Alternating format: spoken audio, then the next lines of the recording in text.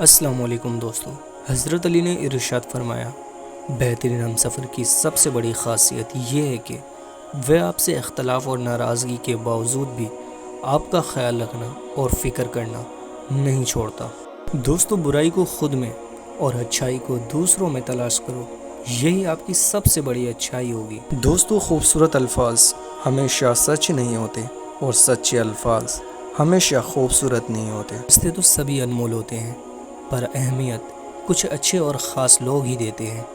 دل تو سبھی کو دیتا ہے خدا، پر اس میں جگہ کچھ خاص لوگ ہی لیتے ہیں۔ دوستو، اچھا انسان مطلبی نہیں ہوتا، بس دور ہو جاتا ہے ان لوگوں سے جنہیں اس کی قدر نہیں ہوتی۔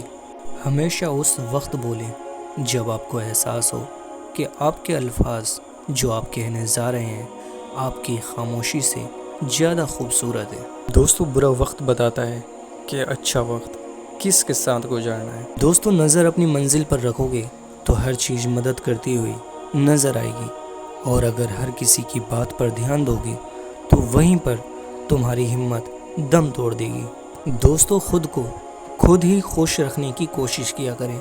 ایرو گیرو کے سہارے پر رہیں گے تو وہ آپ کے پاس بچی کچی خوشیاں بھی نہیں چھوڑیں گے۔ دوستو، دنیا میں 6 چیزیں آپ کے پاس ہوں تو کبھی نقصان نہیں ہوگا۔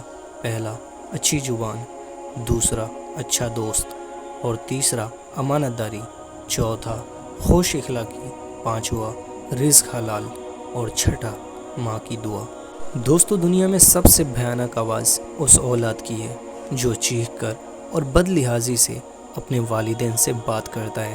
جس انسان کی جان نکل جائے تو وہ زندہ نہیں رہتا، اور جس انسان سے احساس نکل جائے تو وہ پھر انسان نہیں رہتا۔